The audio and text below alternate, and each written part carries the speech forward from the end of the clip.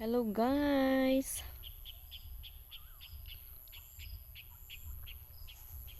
Musta kayo dyan? Ito na po yung mga picture natin guys.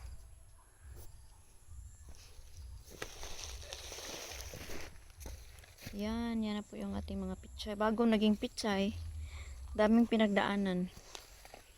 Yung iba sunog-sunog po yung mga dahon.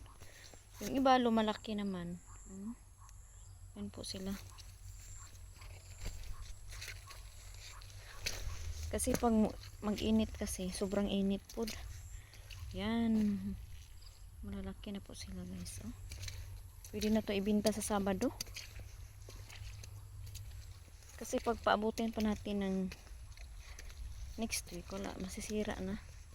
Kasi malakas din yung ulan. O yung iba okay. Yung iba hindi naman okay. Parang nasusunog yung dahon. So yan po yung picture natin.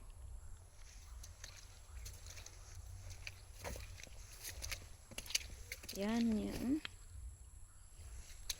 Dami mga insekto.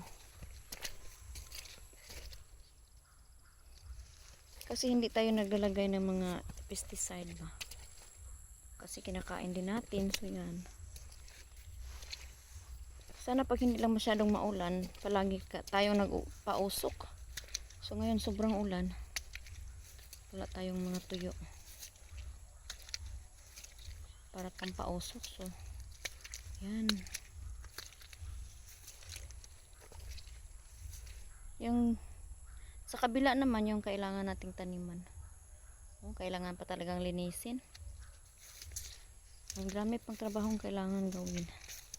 So dito naman sa baba guys, may konti akong sibuyas.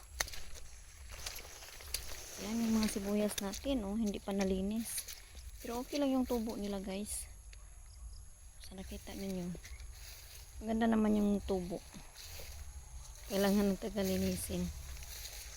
Yan, at saka yun ang mga espada natin. Yan. Thank you for watching.